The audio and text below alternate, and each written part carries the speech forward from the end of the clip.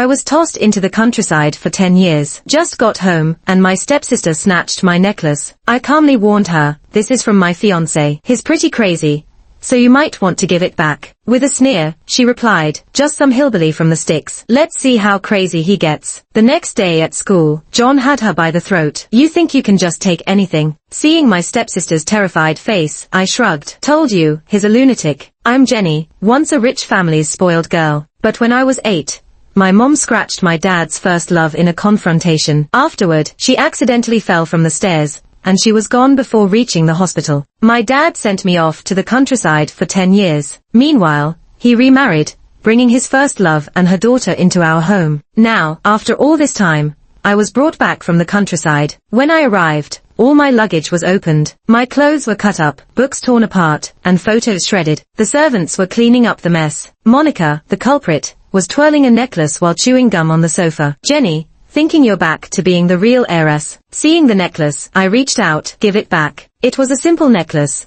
a wooden bird pendant on a black cord. Monica twirled it on her finger. If it's so precious, I'm really not giving it back now. It's mine. I kindly reminded her, that's from my fiancé. I'm telling you, he's crazy. I suggest you let it go. Monica laughed like she heard a great joke, then scoffed. A fiancé from the countryside. Who? A pig farmer or gardener? Let's see his craziness. What's all the noise about? Jason's voice boomed from the stairs. Next to him, Sophia's dark eyes were locked on me. Her once pretty face had a scar that wouldn't go away, winding down her left cheek. My mom's handiwork. I always thought it a masterpiece. Jason didn't waste words on me.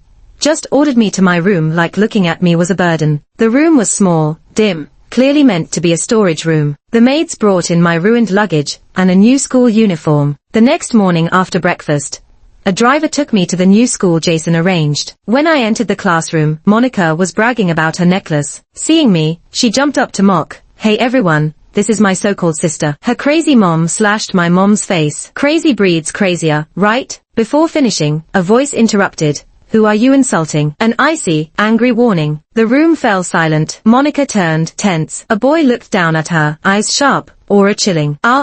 Scared. She couldn't grasp why she triggered John, or why he even showed up. Though privileged, no one in school mingled with John's crowd. I asked, who are you insulting? John's voice was low, dangerous. Sorry. Terrified, Monica bowed to apologize. The necklace slipped out, the wooden bird vivid. John saw red, grabbed Monica by the neck, slamming her on the desk. Why is this with you? His eyes met mine, red with fury. I offered a wry smile. She stole it. John turned to Monica, squeezing tighter. Think you can touch this? In that moment, I saw pure despair in Monica's eyes. I liked it. When she looked confusedly at me, I mouthed, told you, he's crazy. Then I gave her a wicked, satisfied grin. Monica couldn't think how I knew John, or why he was my fiancé. She could barely breathe, eyes watering, face flushed from lack of air. No one dared to intervene. John, she's had enough. I touched John's arm, speaking softly. Really, she deserves it. John smirked, grip not relenting. I sighed. She should suffer more, not escape so easily. Softly, I continued, John, it's been a while. Wouldn't you like to chat with me? John finally eased his grip, mood calming. He yanked the necklace off Monica's neck, moving closer. Sorry, I lost my temper. John gently put the necklace back on me, his head resting on my neck. Jenny, I've missed you. You're finally back. Yeah, I'm back. Class is starting soon. Be good, go to class. We'll see each other after school. Okay. I patted John's back softly. Glancing at Monica struggling for breath,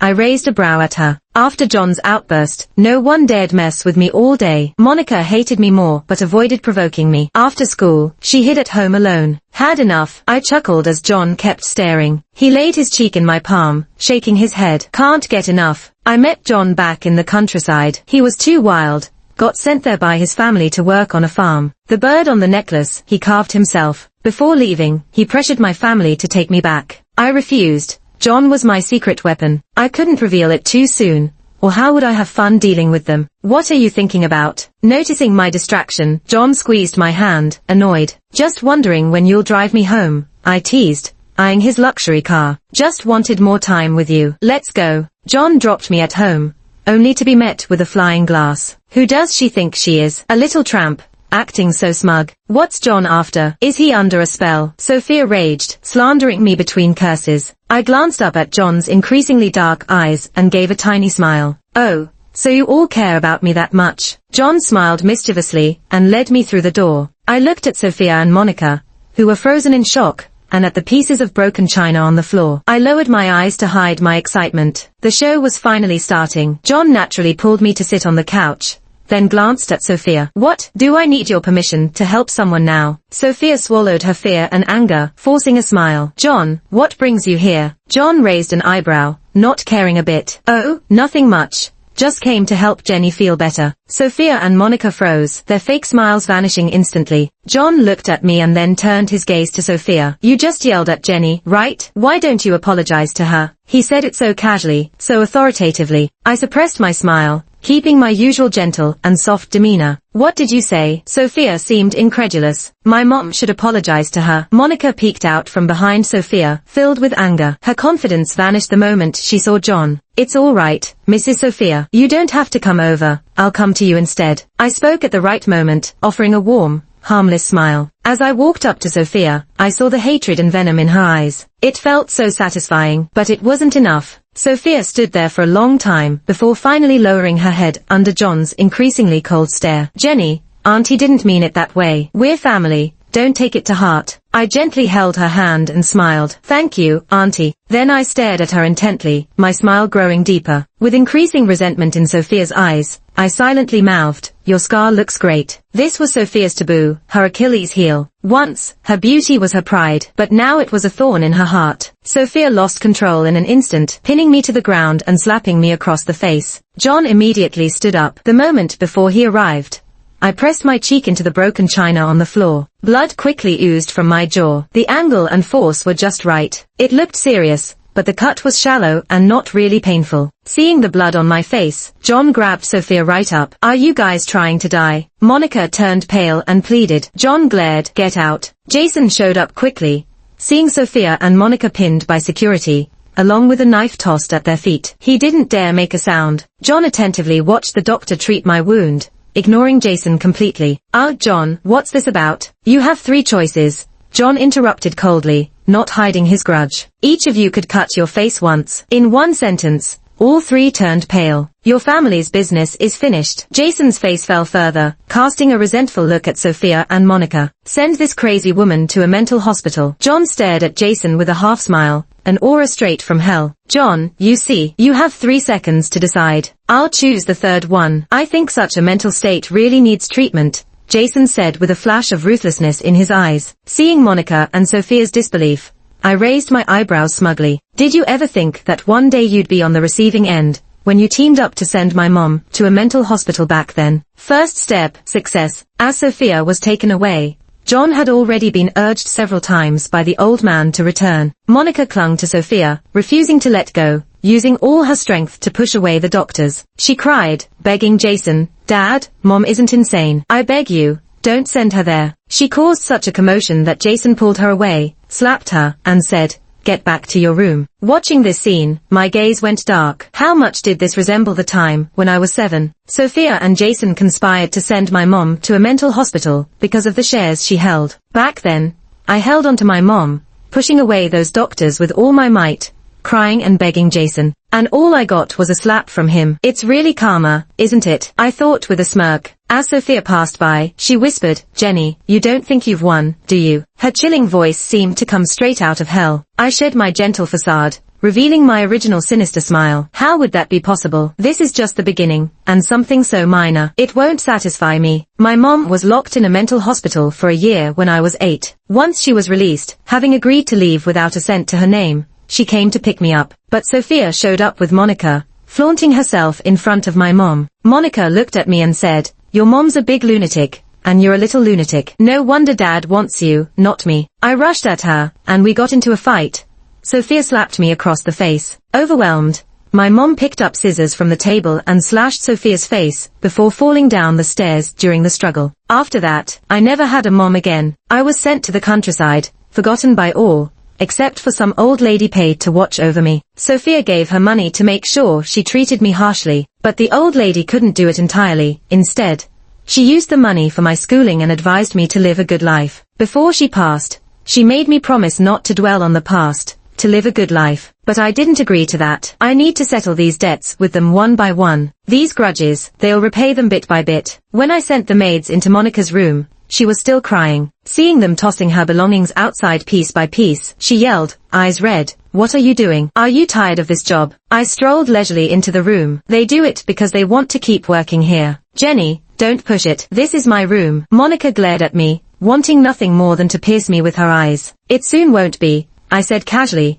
picking up a photo from the desk. In it, Monica was arm in arm with Jason and Sophia, all smiles and blissful. Then I let it slip, the photo landing with a crash as the frame shattered. Jenny, Monica screamed in rage, rushing at me. I pinned her against the wall. It's only fair that you experience what you put me through. So what right do you have to be upset? Monica was gasping for air as I squeezed her throat, struggling to pry my hands off. That photo you tore apart. It was the only picture of me and my mom together. I tightened my grip, my voice cold. Monica's face turned red fast, her strength fading. A few seconds later, I let her go, watching her fall to the ground, panting. Burn all of these photos. I looked down at Monica, but my words were meant for the maid behind me. The maids nodded and continued with their work, heads down. You're just relying on John.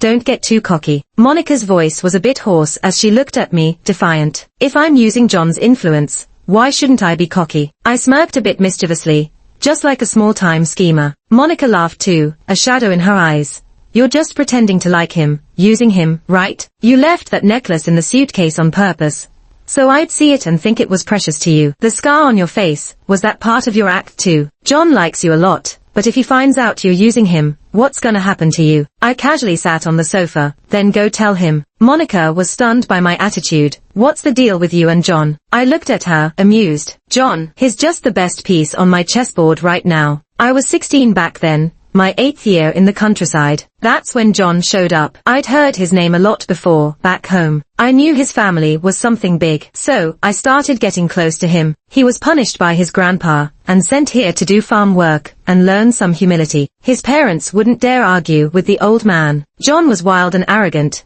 always in a bad mood with everyone, but I didn't care. I did whatever I could to please him. If he didn't want to do farm work, I'd do it for him. When he wanted to rest, I'd let him use my lap as a pillow and shielded him from the sun. In winter, when he got a fever and craved fish soup, I'd go to the river and catch some for him, taking care of him tirelessly. I could feel John's attitude toward me change. I was happy, because I knew he'd be an ally when I returned home. But I also knew this wasn't enough. I was still figuring out my next move when something unexpected happened. A power struggle erupted within John's family, and his uncle hired someone to kill John's parents for the inheritance. They targeted John too. That night, the bodyguards protecting John turned traitor. I took John up the mountain, telling him to hide and call for help when he could. I ran off to divert them. Because of this, John's view of me changed completely. When he was rescued and found me on the mountain, he hugged me so tight, I could barely breathe. I heard him say, "Jenny, I don't have my mom and dad anymore." Suddenly, I felt this pang of sympathy for him. Later, he wanted me to go home with him, but I refused. Partly because the timing wasn't right. Also, my grandma wasn't doing well. I took the chance to have John send me good teachers to keep up with my studies, and have him send doctors to check on my grandma. John agreed to all my requests without hesitation. In the end, when he left,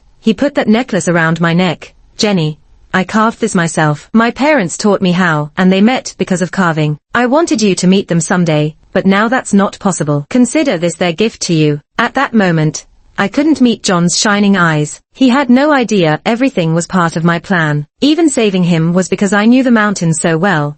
I knew I wouldn't get caught. All those calculated sacrifices earned me John's genuine affection. He became my best weapon. I snapped out of my thoughts and refocused on Monica's face. Instead of worrying about me and John, maybe you should worry about yourself. What do you mean? Monica looked at me warily. I leaned back on the sofa, speaking slowly. You know why Jason suddenly brought me back, right? Monica's face dropped a bit. She knew, and she was thrilled about it at first. The night I came back, I overheard her and her mom talking. They brought me back because Sophia and Jason wanted me engaged to Jack from X Group, a man in his 40s. A secret engagement, then a marriage when I came of age, for a good business deal. What are you getting at? Monica was even more uneasy. I rested my arm on the sofa. Are you really clueless, or just pretending? I was supposed to be the one your mom and Jason picked for Jack, but now, Jason doesn't dare offend John or Jack. Who do you think they'll choose instead? My words were light, but they hit Monica like a ton of bricks. So heavy she was speechless. No, no way. Dad loves me the most. I'm his daughter, Monica mumbled, searching desperately for hope. I sneered. Aren't I his daughter too? The glimmer of hope in Monica's eyes shattered with my words. But she still struggled.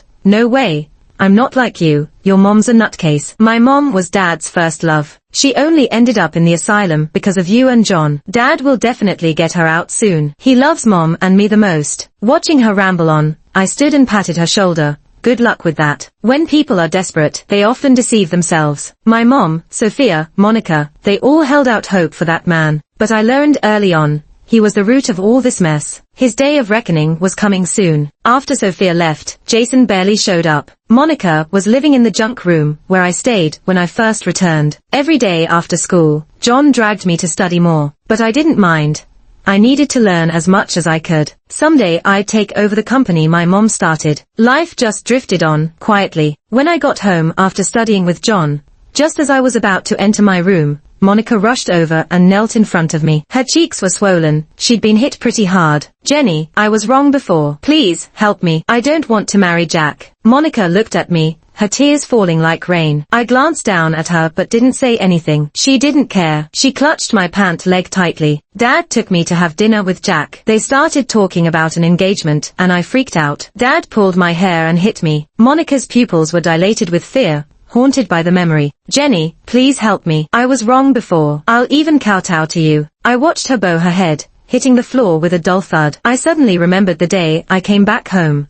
I heard her laughing when Sophia talked about my engagement to Jack. It's funny how you don't feel the pain until the stick hits you. Leaning against the door, I spoke calmly. Why should I help you? Monica froze and slowly looked up, her head still on the floor. You're the first person to ask your enemy for help. Then, I pushed the door open, ready to go into my room. Just as I was closing it, Monica rushed forward. John's in danger. I relaxed and let her into the room. Talk. She swallowed hard. Promise me you'll help me first. I barely hesitated. Fine. Relief washed over Monica's face, like she had bet it all and won. After dinner, I saw John's driver in the parking garage. He got into the back of a car. It couldn't be for anything good, right? She looked at me nervously after she finished talking. Got it. Go back to your room and lock the door. I glanced at Monica, effectively dismissing her. Not daring to stay, she quickly stood up and went back to her room, locking the door. I called John, and he soon picked up. Miss me, Jenny? Monica said she saw your driver get into the back of a car today. I cut to the chase. Concerned about me. John sounded easygoing compared to my stern tone. Yeah, I'm worried. I didn't sugarcoat it. I was really anxious,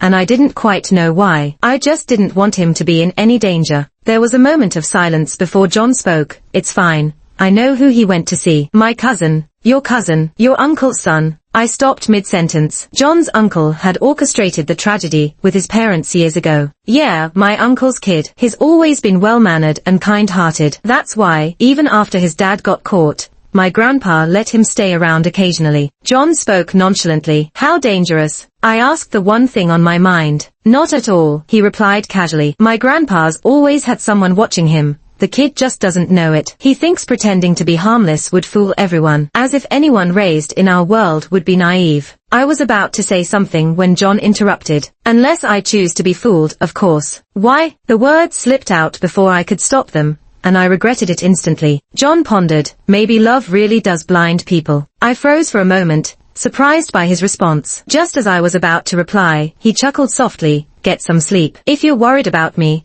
just spend more time with me tomorrow. As the screen dimmed, I could hear my heartbeat loud and clear. The next day was Saturday. Jason sipped his milk, looking at Monica unhappily. You're going to apologize to Jack. Monica glanced at me nervously. I wiped my mouth and said slowly, she's not seeing Jack again. Stop whatever you're planning. Jason set his glass down, staring at me. What did you say? I met his gaze. You have a problem with that. Jason was filled with anger and disdain. I leaned back in my chair, smirking.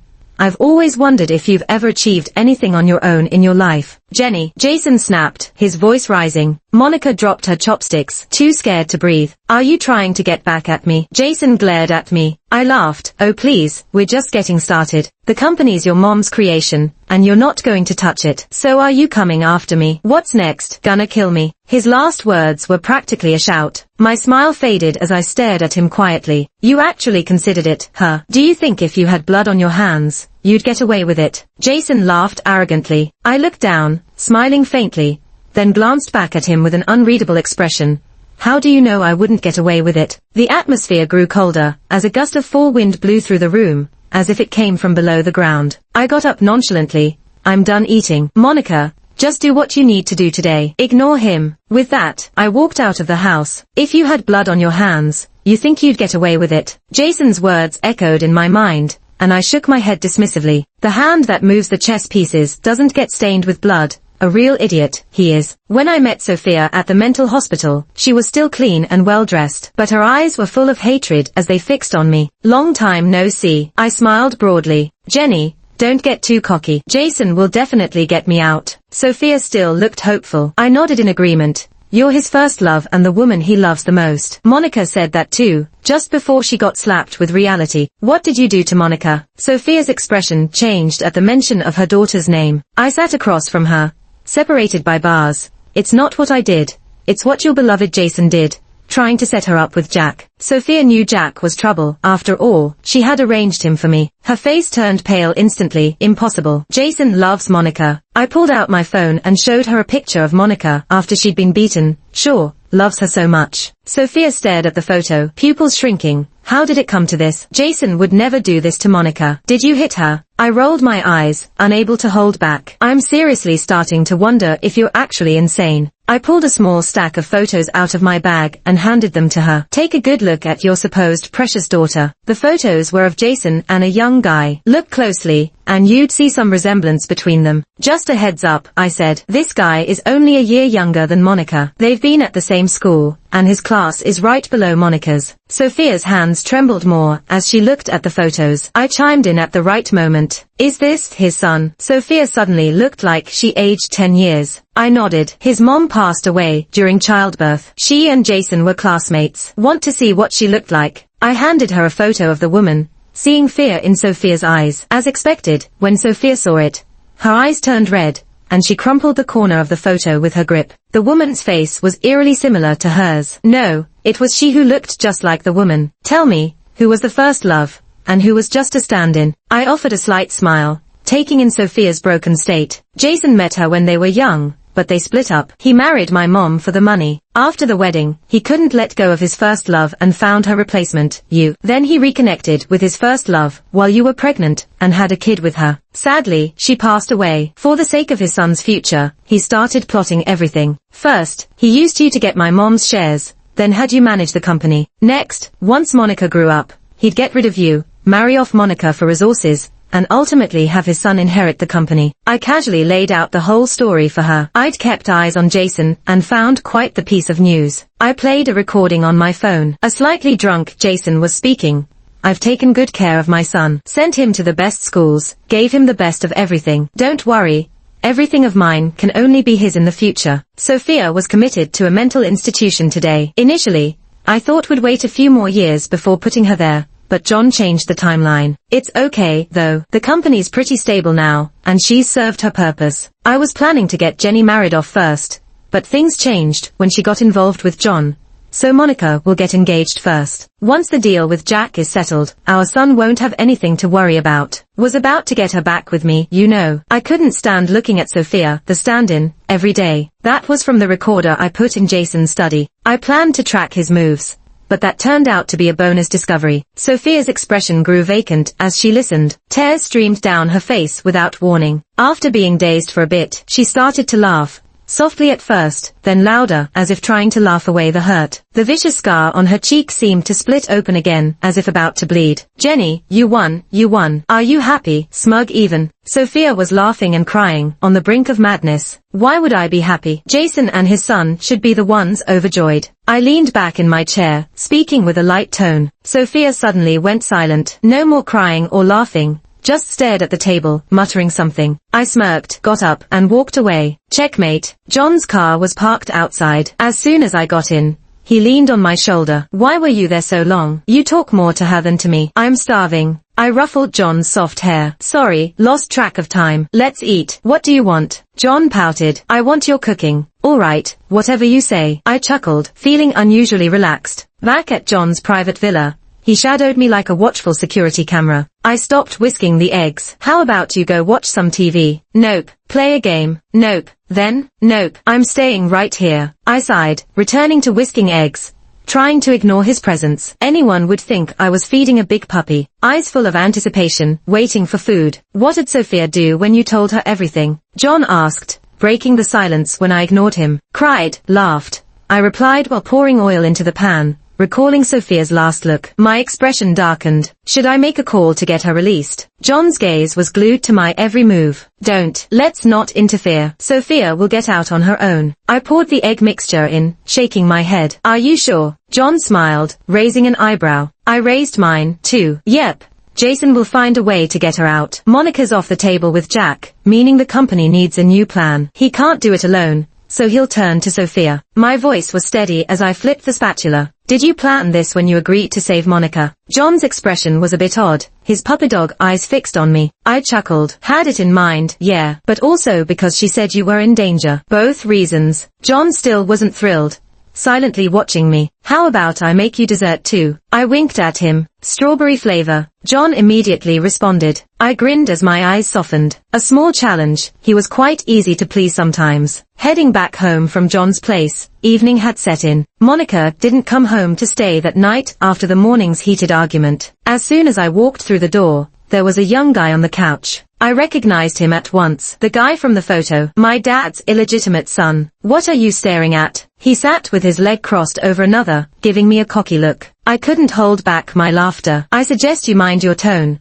or I'll have someone yank all your teeth out, one by one. The smile dropped as I fixed him with a serious stare. The guy shrank back, his bravado disappearing like a deflated rooster. Retracting my gaze, I coolly declared, what a loser. This situation isn't as intense as Monica's. As I walked upstairs, I ran into Auntie who just finished tidying up and asked her, what's going on? She leaned in and whispered, someone's here to ask for money, and apparently a lot. It really pissed off Mr. Jason. Jason definitely wouldn't shortchange anyone. Yet here someone is, asking for money, and quite a bit of it. Probably lost it all gambling, So young and already on the wrong path. That's also an insult to yourself, Auntie gently reminded me. It's alright.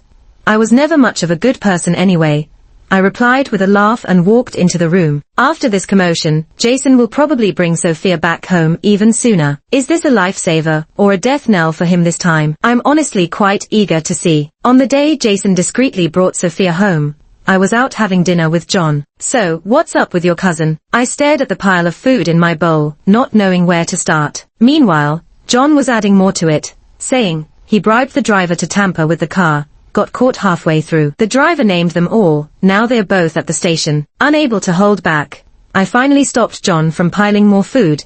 If my bowl could talk, it would ask you to give it a break. Completely unfazed, John went on and added the last piece of meat anyway. Sophia's back. What do you think she'll do? I swallowed a piece. It's their grudge to settle, not ours. True, it's not really any of our business, John quickly agreed. I nodded and continued eating. After dinner and some window shopping, John and I leisurely headed home. The moment we walked in, there was a strong smell of blood. Monica was slumped outside the study on the first floor, looking scared out of her wits. Auntie and the other maids were nowhere to be seen. John and I exchanged glances, and headed toward the half-open study door. Almost instantly, John covered my eyes. I calmly pulled his hand down. It's okay. Jason was tied to a chair, his face covered in wounds. Blood dripped from between his legs. He had a rag stuffed in his mouth, but was still conscious. Sophia stood before him, clutching a knife, murmuring something to herself while laughing, a chilling sight. It felt like this wasn't a study, but a hellish pit. As Sophia continued,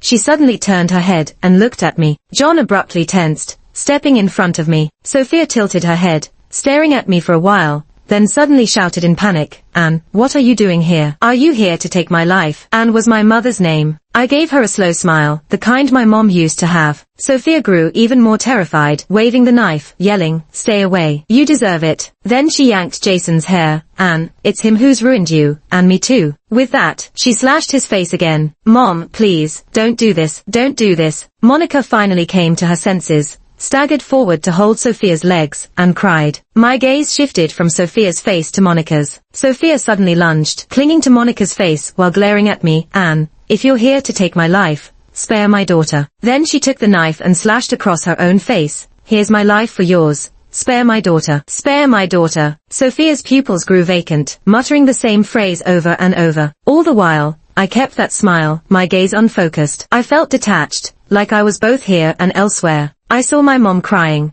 I saw Grandma crying too. I tried to walk towards them, but as I took a step, someone grabbed me. I turned around. It was John, smiling, calling out, "Jenny, Jenny." In an instant, reality and fantasy blurred together. John's anxious voice mixed with sirens ringing in my ears. I looked down and noticed my grip had drawn blood from his arm. "Sorry." I released my hand, but John held on. "Don't scare me like that again, Jenny. I'd lose my mind," John said seriously, looking pale as a sheet. I forced a smile. "Got it." The cops burst in. My vision blurred as if everything had reached its final act. I spent a couple of weeks in the hospital, finished cooperating with the investigation. Sophia was institutionalized again. Jason remained in the hospital, reduced to a shell of himself, on the brink of madness. Monica was taken in by her grandparents. Jason and Sophia picked on my mom for having no family backing. They forgot, though, that she had a daughter who loved her very much. Soaked in sunlight, I stretched and heard my bones crackle. "No more lazing around,"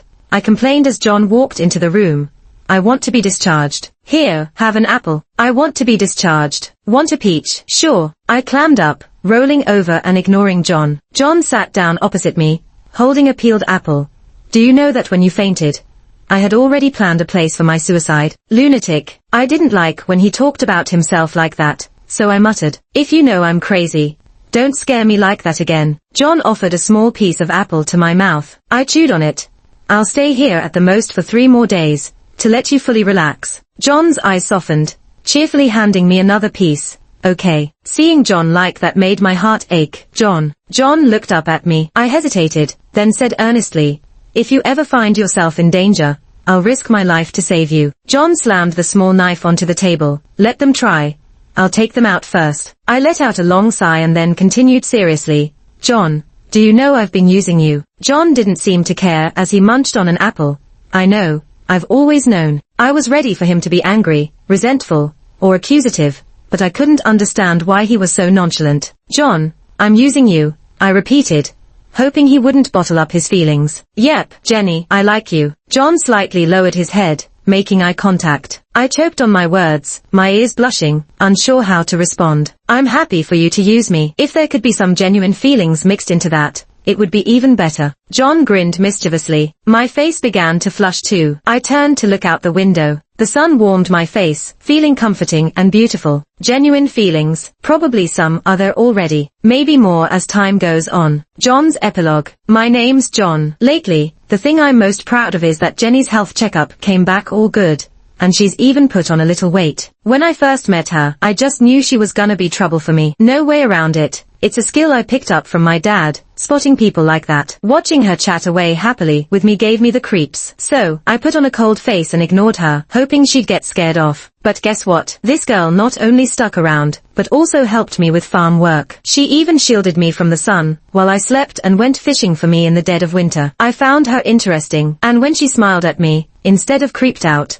I thought she looked pretty good. I thought, maybe getting tricked by her wouldn't be the worst. Heck, maybe I could introduce her to my folks when she goes back home. But then, everything fell apart so fast. Family drama hit, and overnight, I lost my parents. Didn't even get to say goodbye. The bodyguards were bribed too. Jenny saved me, took me up the mountain to hide while she distracted the guards. I was moved, but I also wondered if she thought I was dumb. As she led me up the mountain, I realized just how well she knew this place. She was definitely trying to trick me, but when I brought people to search for her, we found her looking ragged, yet her eyes were so bright it shook me to my core. In that moment, I felt a deep sadness. I hugged her and for the first time admitted to someone that my parents were gone. She patted my back and said, "Don't be scared, I'll be with you." Right then, I knew she truly saved my life. So, I decided, why not let her trick me for real this time? Turns out, she was tricking me quite a bit. Enough for my dad to take notice. He urgently called me in. First thing, he banged the table. "You fool.